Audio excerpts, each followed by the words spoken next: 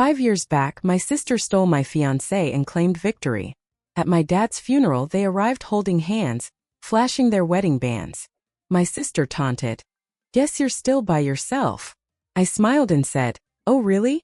Have you met my husband yet?" When he showed up, their faces fell at once because he was... I never imagined I'd be putting this down on paper, but after what went down at my father's funeral last week, I need to get it all out. My therapist says writing helps, and honestly, after 5 years of hurt and then 2 years of the happiest stretch of my life, it feels right to tell how karma can turn out to be beautiful and surprising. I'll start from the beginning. 5 years ago I was 26, living in Chicago, and engaged to a man named Ethan Cole. Ethan seemed like everything I'd ever wanted. Tall, smooth, doing well in marketing and acting totally smitten with me. We had dated 3 years, and when he popped the question on the Lake Michigan shore under a sunset of gold and pink, I truly thought my life had become a fairy tale. My younger sister Maya had always been the golden kid. 2 years younger, she sailed through school getting A's without sweat, made varsity cheer as a sophomore, and seemed to move through life collecting admirers like folks collect stamps. Where I was quiet and bookish, Maya was bold and magnetic. While I chose a practical path into nursing school, she went for communications and landed a shiny PR job. Don't get me wrong, I love being a pediatric nurse, but Maya never missed a chance to make me feel like I was settling for something ordinary. The first warning sign should have been how Ethan's face brightened every time Maya walked in. She'd come by our Lincoln Park apartment to see me, but somehow the whole visit turned into her telling stories about her latest adventures or love life. Ethan hung on her every word, laughed too loud at her jokes, complimented her clothes, and asked about her work in ways he'd never asked about mine. I should have trusted my gut, but I was swept up in love and wedding plans. We'd set the date for the spring, April 15, 2020.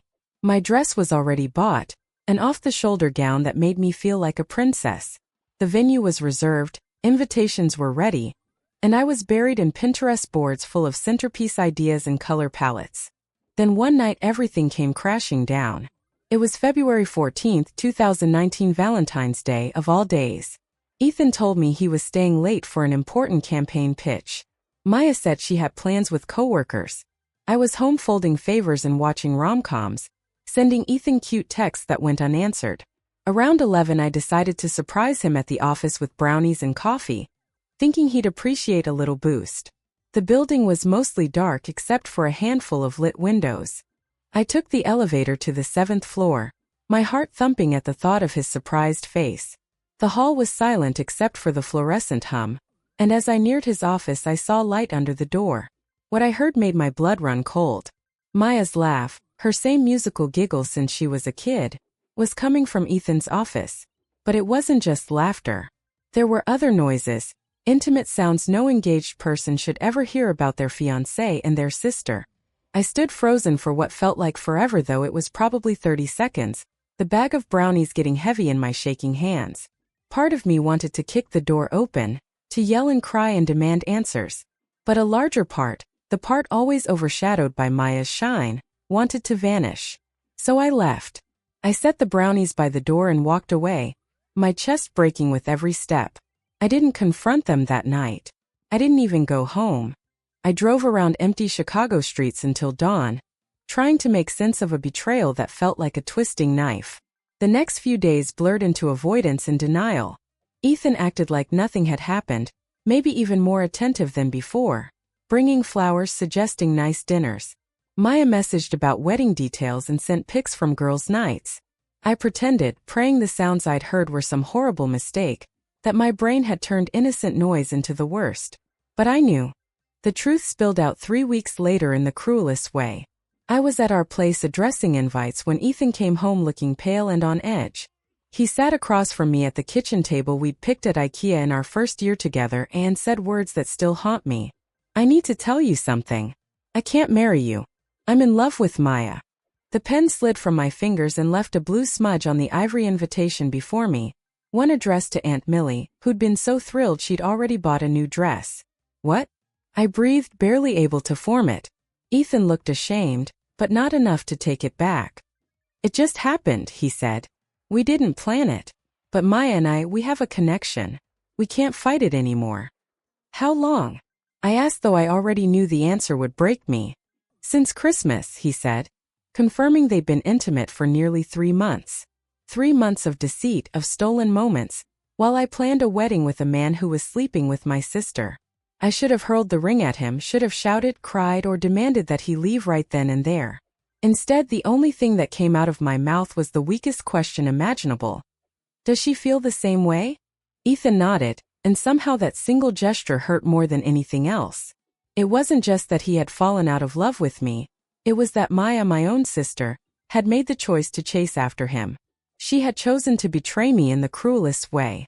We're going to tell everyone together. Ethan went on like he was granting me some kind of courtesy. We wanted you to hear it from us first. I laughed then, a sharp and bitter sound that startled us both. How thoughtful, I said. That night, after Ethan packed up his things and walked out of my life, I called in sick and spent the entire day unraveling every detail of the wedding. The venue coordinator's gentle sympathy nearly broke me. The florist cried right there with me over the phone. The photographer offered a free engagement session when you find the right one, which felt impossibly naive at the time. The very next day Maya called. Her voice was smooth, carefully measured in that professional PR tone I'd heard her use when she was handling a crisis. Laura, sweetie, I need you to know this isn't how we wanted things to happen. But it did, I answered flatly. Yes, it did.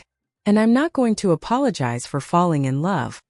That's when I realized she wasn't reaching out for forgiveness. She was controlling the story, shaping it so I'd see them as victims of passion rather than two selfish people who ripped a family apart. Ethan and I are meant to be together, she pressed. I think deep down you know that. You two were never truly right for each other. You're just too different. Even now, 5 years later, those words cut deep. Too different. As if my quiet nature, my devotion to helping sick kids, my preference for warm evenings at home over crowded trendy spots, somehow made me unworthy of being loved. The worst part wasn't just the betrayal itself, it was how easily everyone else seemed to swallow it. My mother, always Maya's biggest fan, actually said she wasn't surprised because Ethan and Maya just fit. Relatives who checked on me always slipped in a maybe it's for the best, or you'll find someone better. Only my dad grasped the depth of it all. He was a quiet man, a high school English teacher who lived by loyalty and integrity. When I told him what had happened, he went silent for a long time before wrapping me in the tightest hug of my life. I'm so sorry, sweetheart, he whispered. This isn't about you. It's about who they are, not who you are. Dad was the only one who flat out refused to go to Maya and Ethan's wedding that fall. Whenever Mom tried to push him, he brushed her off with talk of other commitments, and not once did he ask me to forgive or forget. Meanwhile, Maya poured herself into planning what she called the wedding of the century. She picked the exact same venue I had reserved, hired the very photographer I had wanted, and even chose a gown from the same boutique where mine still hung unworn in my closet. She sent me pictures of everything, pretending she wanted me involved in her big day. But I knew she was just rubbing salt in an open wound. The wedding turned out to be exactly what I had once dreamed of and more. Maya glowed in a dress that cost 3 times mine, surrounded by flowers I had pinned on my Pinterest board, exchanging vows with the man who once swore to love only me. The local paper even ran a spread about the PR darling and her marketing hotshot groom, complete with glossy photos of them gazing into each other's eyes. I spent that weekend up in Milwaukee with a college friend, smiling through questions and pretending to be happy for them.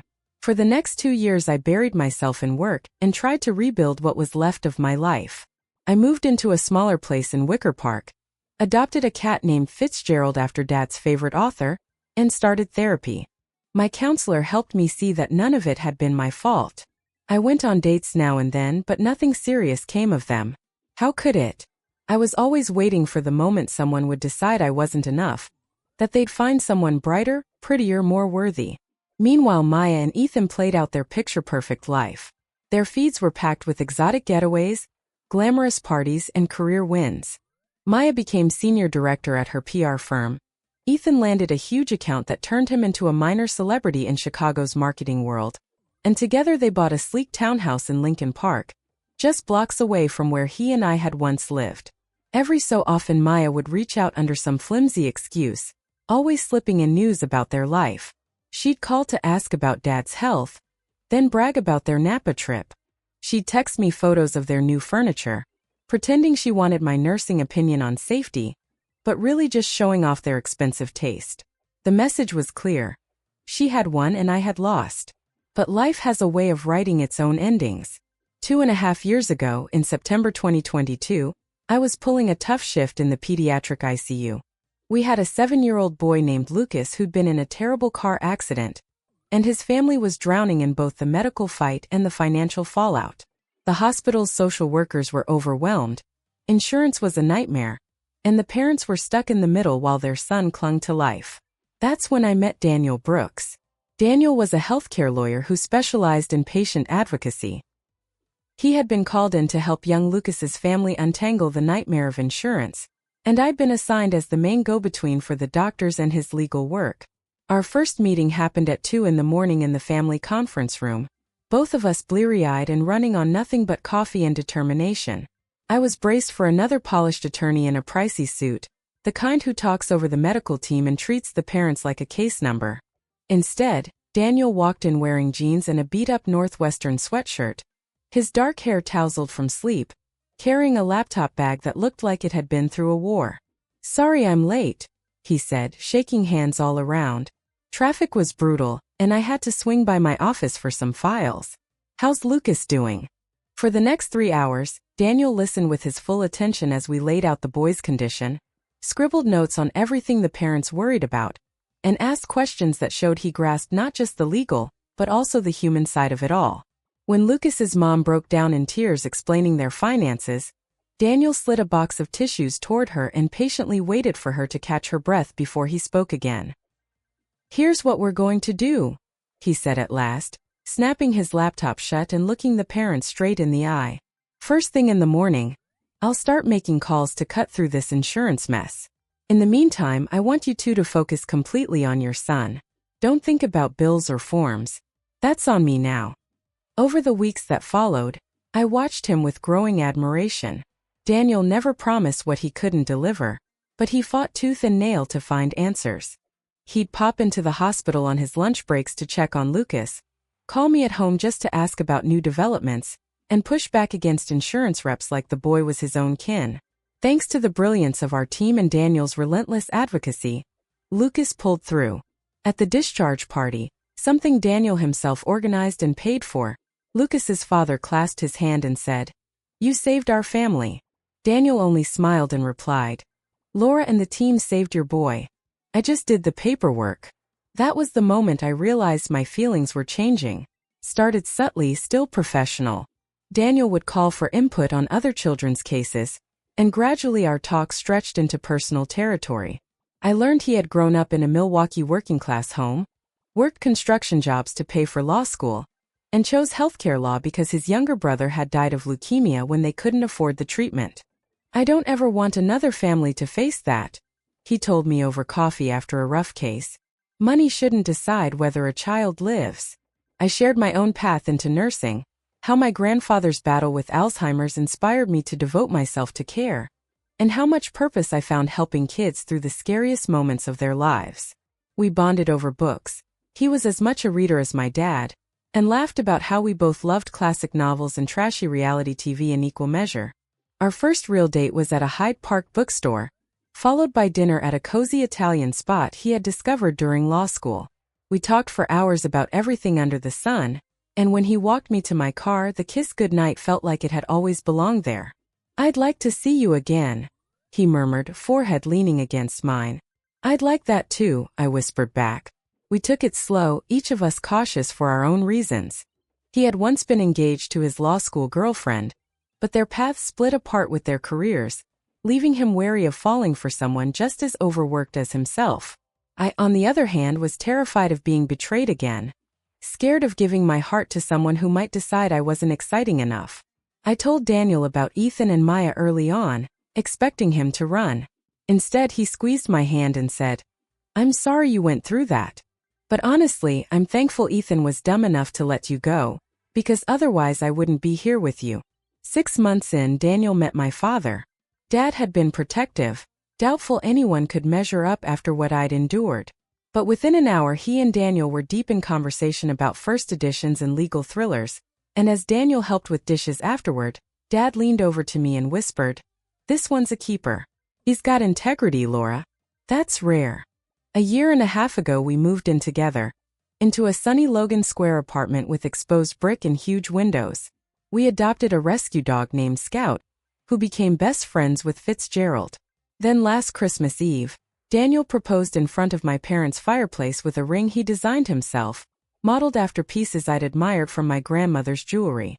"Laura and Miller," he said, down on one knee while my parents eavesdropped from the kitchen. "You are the kindest, strongest, most beautiful woman I've ever known. You make me want to be better every single day. Will you marry me?" Tears filled my eyes as I said yes, and 6 weeks later we were married in a small ceremony at my parents' church. It wasn't the lavish wedding I had once planned with Ethan. It was better. It was intimate, it was honest, and it meant everything. Surrounded by people who truly cared about us, I walked down the aisle on my father's arm, and when he placed my hand in Daniel's he whispered, "Take care of my girl." "Always," Daniel promised without hesitation. My mother came to the wedding, though she couldn't resist a few sharp remarks about how rushed it all seemed and how she wished Maya could have stood by me as maid of honor, like we'd once planned. Maya sent a gift instead, an expensive vase from our registry, and a note saying she was thrilled for us but couldn't attend because she had prior plans in Miami. I didn't care. The day was perfect without her. Over the past year Daniel and I have built a life that feels steady, genuine, and completely ours. We've dreamed out loud about kids, about buying a house with a yard for Scout, about growing old together. Daniel makes me feel safe and cherished in a way I never thought possible. When I drag myself home after a brutal shift, he'll draw a bath and order our favorite Thai takeout. When he's drowning in case prep, I'll sit with him while he talks it through, offering my perspective from the medical side. We're teammates in every sense, and every morning I wake up grateful that Ethan's betrayal paved the way to this far better life. Which leads me to last week, my father's funeral. Dad had been battling lung cancer for 8 months. True to form, he faced it with quiet strength, more worried about how Mom and I were holding up than about his own pain. Daniel and I spent our weekends at my parents' house, handling appointments, chores, and making sure Dad was comfortable while Mom wasn't overwhelmed. In his final weeks, Dad made me promise not to let Maya's presence at the funeral upset me. "She's still your sister," he said, his voice faint but steady. "And she's your mother's daughter too. She needs to be there to say goodbye, and you'll need to find a way to coexist for a few hours." I promised him I'd stay civil, no scenes, no drama. He deserved that much. The service was at St. Matthew's Episcopal Church, where Dad had taught Sunday school for 15 years, the same church where Daniel and I had been married. It was a beautiful service full of stories about Dad's devotion to teaching, his love for family, and his quiet acts of kindness. Daniel gave one of the eulogies, speaking about how Dad had welcomed him into the family and taught him the value of perseverance and integrity. I held it together until the final hymn, when the reality of never seeing Dad again struck me like a blow. Daniel noticed my tears and wrapped an arm around me, letting me lean on him as we sang "How Great Thou Art," Dad's favorite hymn. Afterward, we gathered in the church hall for the reception. I moved from group to group, accepting condolences, trying to stay present despite the grief. Daniel had gone to fetch me tea and was chatting with some of Dad's colleagues when I saw them, Maya and Ethan walking in hand. I hadn't seen them face to face since their wedding 4 years earlier, and the sight still sent a small pang through me. Not because I missed Ethan, thank God I was free of him, but because together they embodied everything broken in my family ties. Maya looked as polished as ever, in a black designer dress that probably cost more than most folks' rent, her blonde hair in perfect waves, her makeup flawless despite the occasion. Ethan wore a sleek black suit and a tie I recognized instantly as one I had given him for a birthday long ago. They both looked prosperous, confident, like people who never doubted their place in the world. They went to my mother first, offering condolences and hugs that appeared sincere.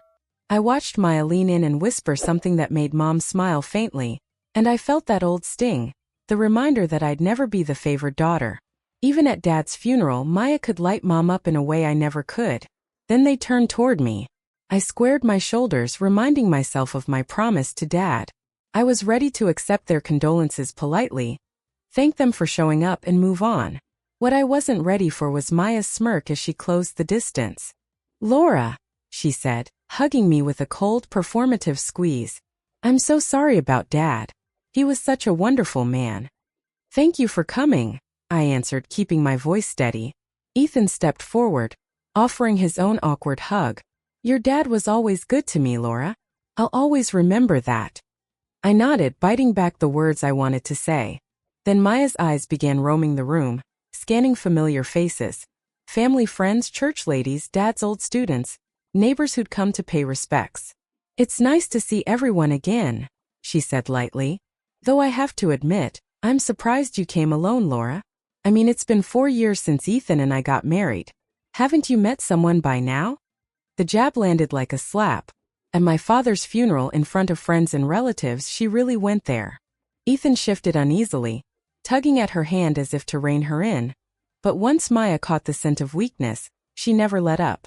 "Don't get me wrong," she added smoothly, raising her left hand to sweep back an imaginary strand of hair, flashing the massive diamond set on her finger so I couldn't possibly miss it. "I get it," Maya said smoothly, her tone dripping with false sympathy. "It must be tough trying to find someone after everything that happened. But honestly, I thought you'd have moved on by now." She glanced at Ethan, and I caught the look they shared. Something smug, a flicker of satisfaction they probably thought was subtle. "I mean," she went on, lowering her voice as though she were confiding in me, "you're 31 now, right? Still living in that little place in Wicker Park? Maybe you're just being too picky. Not everyone gets what Ethan and I have, but there's got to be someone out there willing to settle for, well, someone like you." Her words hung in the air like poison, stinging as that old wave of humiliation rose in my chest. She was at it again, belittling me, painting me as small, unworthy, destined to be alone while she basked in her stolen fairy tale. But this time something in me shifted. Instead of shrinking or fumbling for excuses, I felt a genuine smile spread across my face. Because Maya had just set me up for the perfect response. "Actually," I said calmly, still smiling, "I'm not alone at all. I'm married now." Maya's brows shot up and Ethan's mouth parted slightly in shock. They both scanned the room, clearly trying to guess which middle-aged guest could possibly be my husband. "Married?" Maya repeated, sharp disbelief in her tone. "Since when? Mom never said a word about a wedding." "We had a small ceremony," I answered lightly. "Very intimate. Just family and close friends. You know how much Dad loved small gatherings." I could see her struggling to make sense of it. Her whole story relied on me being the sad, lonely sister who never recovered from Ethan's betrayal. The idea that I had moved on, that I'd actually found happiness, was throwing her completely off balance. "Well," she said finally, slipping back into her polished PR recovery voice, "congratulations, I suppose. Where is he? I'd love to meet the man who convinced you to settle down." There it was again, the dig. The insinuation that whoever married me must have been scraping the bottom of the barrel. "Oh, he's right over there," I said, nodding toward the far side of the room. "Daniel. Honey, could you come here for a minute?" Maya and Ethan turned to look, their faces expectant, almost condescending, as though bracing themselves to meet some bland, unremarkable man. But then Daniel looked up from his chat with Dad's old principal, caught my eye and smiled, that warm, genuine smile that still made my heart skip. He excused himself politely and walked toward us, steady and confident, the kind of man who never needed to prove anything. I caught the exact moment Maya recognized him. Her eyes went wide, her mouth fell open, and all the color drained from her carefully made-up face. Beside her, Ethan's expression shifted from confusion to horrified understanding. Because Daniel Brooks wasn't just my husband. He was Ethan's former boss, the senior partner at the firm where Ethan had worked until 6 months earlier, before he'd been abruptly fired. Officially it was performance issues, but everyone in Chicago's legal scene knew the truth. Ethan had mishandled a huge client and nearly cost the firm millions. "Sorry about that," Daniel said as he joined us, slipping an arm around my waist with easy affection. "Mr. Peterson was just sharing stories about your dad. Sounds like he was an incredible teacher, sweetheart." He kissed my temple, then turned politely toward Maya and Ethan. "Daniel Brooks," he said, extending a hand toward my sister first. "You must be Laura's sister." I've heard so much about you. Maya looked at his hand like it might bite her, her face twisting between shock, confusion, and outright dread. She managed a weak shake but couldn't form words. Ethan, on the other hand, had gone ghost pale, staring at Daniel as though the floor might swallow him. "Hello, Ethan," Daniel said pleasantly, offering his hand next. "Good to see you again." Mr. Brooks," Ethan stammered, barely audible. I didn't know. I didn't realize that Laura and I are married." Daniel finished for him, his voice calm, almost cheerful, though with a razor edge beneath. "Yes, and it's been wonderful. Laura is extraordinary, brilliant, compassionate, dedicated to her work with children. I'm the luckiest man in Chicago."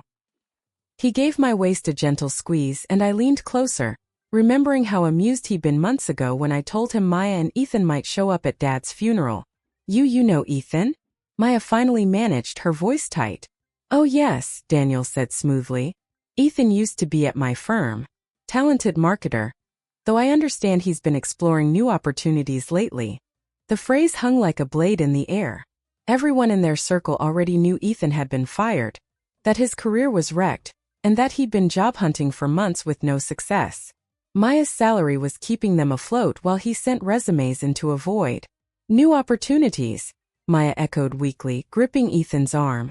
"I'm sure something will come through," Daniel replied with a bland kind of optimism that made it clear he thought nothing would. "The marketing field can be pretty brutal, especially after." "Well, I'm sure you understand," Maya said breezily. Ethan's complexion had shifted from pale to a sickly shade of green, and for the briefest moment, I almost pitied him. "Almost. Actually," Daniel said then, turning back to me with real warmth in his eyes, "I should probably borrow my wife for a bit. The pastor wants to discuss the scholarship fund we're setting up in your dad's name."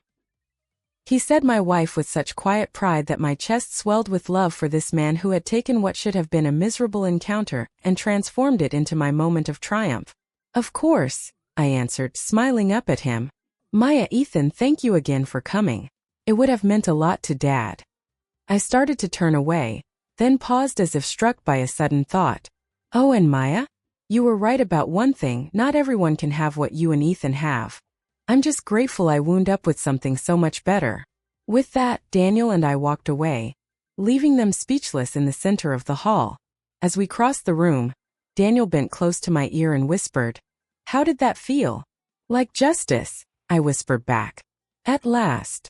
The rest of the reception blurred by in a swirl of hugs, stories about Dad, and moments of grief softened by love and support. Maya and Ethan slipped out not long after, disappearing without saying goodbye to anyone. Later, while Daniel and I helped Mom tidy up the hall, she pulled me aside. "I saw you talking to Maya earlier," she said carefully. "How did that go?" I considered telling her everything, Maya's cutting remarks, the look on her face when she realized who Daniel was. But Dad had always told me the best revenge is living well, and that's what I was finally doing. "It was fine," I said instead. "We both focused on honoring Dad." Mom nodded, relieved there had been no scene. "I'm proud of you, Laura," she said, hugging me tightly. "Your father would be proud too. You've built such a beautiful life with Daniel." That night, as Daniel and I collapsed into bed, worn down by the day, he pulled me close. "You okay?" he asked softly, running his fingers through my hair. "I know today was rough, losing your dad, and having to deal with Maya and Ethan on top of it all." I thought about it carefully.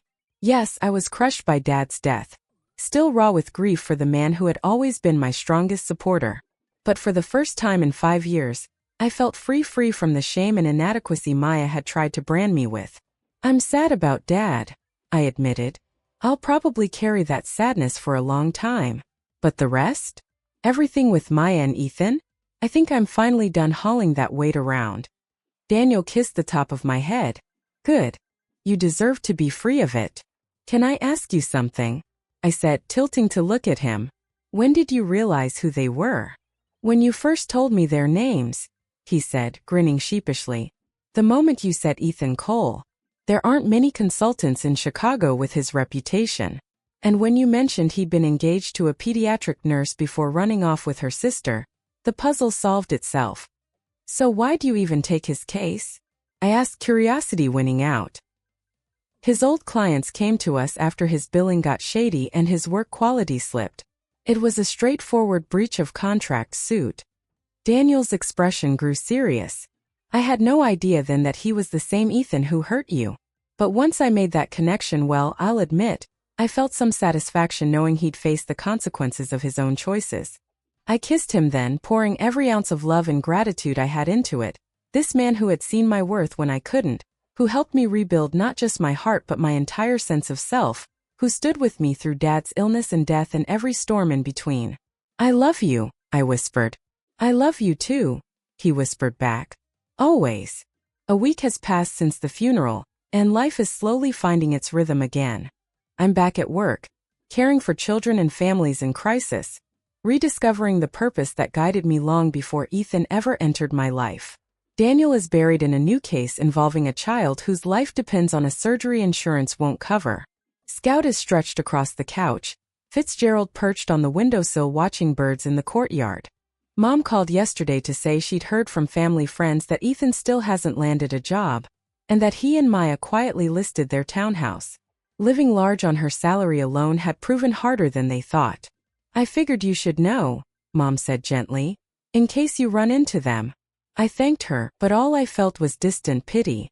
The life they'd built on lies and selfishness was crumbling under its own weight. Meanwhile, Daniel and I are planning our first anniversary trip to Ireland, hoping to see the landscapes that inspired Dad's favorite authors. I used to think karma meant dramatic cinematic payback, public humiliation, some grand downfall. But I've learned the best kind of karma is quieter. Living a good life, building something true and lasting with someone who treasures you for exactly who you are. Maya believed she won when she took Ethan from me. She believed she had proven herself more desirable, more deserving of love, more entitled to happiness. And for years I bought into that story. I let her version of things convince me that I was the afterthought, the backup plan, the sister who always came in second place. But standing there in that church hall last week, watching her flawless mask crack as it dawned on her that not only had I moved on, but I had moved on to something infinitely better than the scraps she'd taken, I finally saw the truth with absolute clarity. Maya hadn't won anything. What she had gotten was Ethan. A man willing to betray vows he had sworn, willing to break a family apart for his own selfish desires. A man whose word collapsed the moment it was tested. She ended up with a relationship that began on lies and deceit. A partnership so flimsy it couldn't even withstand professional setbacks. I ended up with Daniel, a man of true integrity, a man who fights every day for families like the one he lost as a child, a man who sees my work not as ordinary but as meaningful, a man who loves me not despite my quiet steadiness but because of it. I gained a partnership rooted in honesty, respect, laughter, and trust. A love that grows deeper every time life throws obstacles at us. The dress I never wore to marry Ethan still hangs in the closet, though I've been thinking about donating it to a nonprofit that gives gowns to brides who can't afford them. The invitations I addressed but never mailed are still tucked in a box somewhere, gathering dust. But that suburban dream life I once pictured, the polished house, the endless networking, the constant pretending to be blissfully happy, that was never what I truly wanted anyway. What I have now is richer than anything I could have imagined back when my world first shattered. I have work that matters deeply, a husband who treasures me, friends who value my loyalty, and a quiet peace that can't be purchased, stolen, or faked for social media. Daniel and I have started serious talks about children, about the kind of parents we want to be, about raising them to know the difference between confidence and cruelty, between kindness and weakness. We want them to grow up understanding that real strength lies in lifting others up, not tearing them down. That love isn't a trophy to be stolen or competed for, but a gift meant to be cherished and shared. Sometimes I catch myself wondering what would have happened if Ethan had never strayed, if Maya had never betrayed me, if I had gone through with that April wedding 5 years ago. Would I have been happy? Would I have realized I deserved more than a man who fell out of love the moment things got hard? I don't think I would have. I think I would have spent years bending myself into someone else's idea of a perfect wife, competing endlessly with Maya's shadow, chasing attention from a man whose heart had never truly been mine. Slowly, piece by piece, I would have lost myself in the effort to hold on to something that was never real. Instead, their betrayal forced me to start over, to build a new life from the foundation up. to discover who I was without the weight of someone else's expectations. That road led me to Daniel, to a love that doesn't demand performance or constant proof, to a life where my loyalty, my depth, my compassion, traits Maya once mocked as boring, are celebrated as the very essence of who I am. The morning after Dad's funeral, I woke to find Daniel already awake, watching me sleep with that tender little smile he wears when he thinks I don't notice. "Good morning, Mrs. Brooks," he whispered, brushing a strand of hair from my face. "Good morning, Mr. Brooks," I murmured back, stretching against him with a contented sigh. "How are you feeling?" I took a long moment to answer. My father was gone, and that grief would never completely leave me.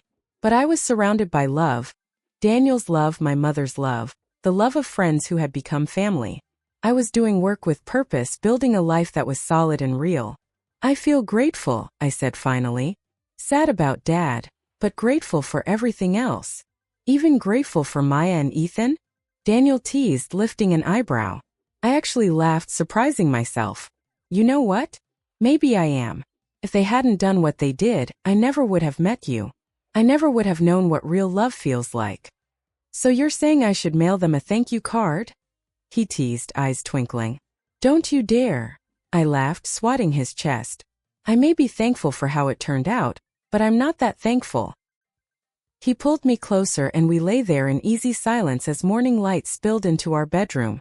Outside, the city stirred. People rushing to work, kids walking to school, the messy, beautiful rhythm of everyday life carrying on. I thought about Maya and Ethan, likely waking up in their over-mortgaged townhouse, staring down another day of financial strain and fading dreams. I thought about the cracks spidering through their relationship now that the fairy tale shine had worn off. A small part of me pitied them. They thought they'd taken everything, but in truth, all they'd gotten was each other. And given how little loyalty or integrity either of them had, I doubted that would be enough to last. Mostly, though, I just felt free. Free of anger, of bitterness, of the burden of proving myself worthy of love. Free of the story that cast me as lesser, unworthy, forgettable.